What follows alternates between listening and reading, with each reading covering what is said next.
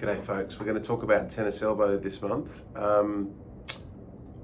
Tennis elbow is probably one of my main academic interests, and I'm really happy to tell you that I just published this paper. And in this paper we talk about really what causes it, and I think that we've actually figured that out.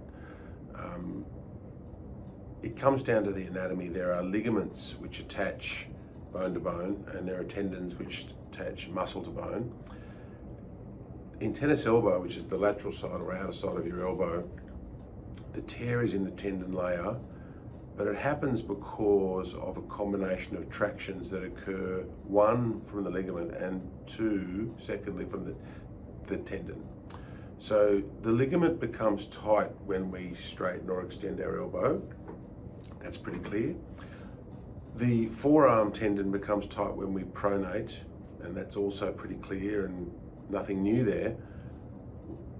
What we figured out is that when you do the two together, that the combination of pronation and extension does this. You get a cleavage in different directions between the tendon layer and the ligament layer, which is exactly where we observe these tears to occur on MRI scans, ultrasound, and other sorts of imaging, and also when we operate on them at surgery.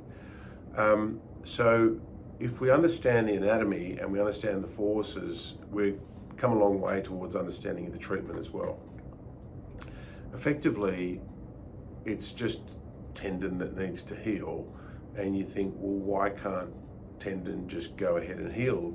It heals in other parts of the body, but does it? I mean, tendons have very few cells, they have very poor blood supply, they don't have a lot of oxygen demands, they have very low metabolic activity. When you add up all these factors, tendons aren't very good at healing, and tendons don't like to jump gaps. So if you've got two ends of a tendon and they're trying to come together, you're really wanting one end or the other to be cellularly active and to extrude collagen into that gap. Well, tendons don't like to jump gaps. And tendons cannot jump a defect or a gap which is beyond a critical size.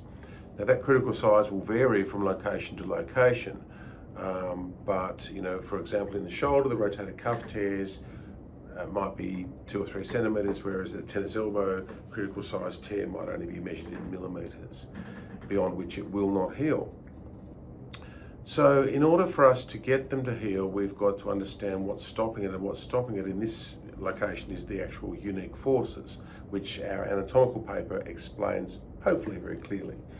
And now that we understand that, we're a long way towards actually fixing the problem, and without giving away any intellectual property or patented information, I'll say that we have developed an implant which is actually trying to address that very problem.